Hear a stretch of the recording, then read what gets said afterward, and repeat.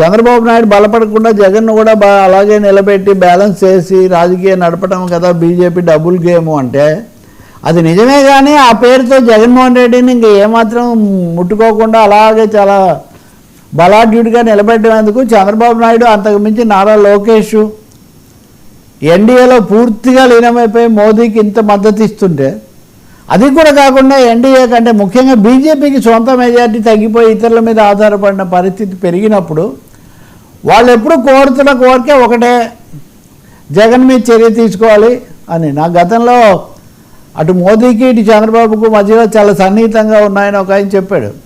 చంద్రబాబు ఢిల్లీ వెళ్ళి కలిసి మాట్లాడినప్పుడంతా మోదీ మాటికి జగన్ అరెస్ట్ అనేది ఒక పర్మనెంట్ డిమాండ్ అయిపోతే ఎట్లాగా బయట ఒక పెద్ద సమస్యగా ఉంది అని కొన్నిసార్లు అవాయిడ్ కూడా చేసే ప్రయత్నం.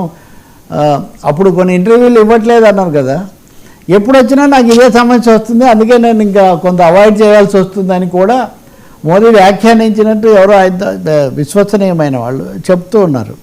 కానీ ఇప్పుడు ఆ వైఖరి కొంత మారుతుంది అని చెప్తూ ఉన్నారు. జగన్ మీద కేసుల్లో కదలిక వస్తుంది తప్పకుండా. ఆయన బయటికి వెళ్ళడం అంత తీవ్రమైన విషయం అని సిబిఐ కౌంటర్ దాఖలు చేసింది అంటే ఆయన తప్పకుండా హాజరు కావాలి, దీంట్లో ఎదుర్కోవాలనే వాళ్ళు భావిస్తున్నారని. ఈ వార్త బహుశా తెలుగుదేశానికి బాగా సంతోషం కలిగించే ఒక ఇన్పుట్ ఇది. ఈ విషయాలు ఎక్కువగా లోకేష్కి తెలిసి ఉండాలి. ఈ మధ్య ఆయనే కేంద్రంతో టచ్లో ఉంటున్నారు కాబట్టి. సిబిఐ వైఖరి కనుక జగన్ విషయంలో మారితే అది రాష్ట్రంలో రాజకీయ ముఖ చిత్రాన్ని, వైసీపీలో చేరికలు ఇట్లాంటి వాటిని కూడా చాలా ప్రభావితం చేస్తుంది.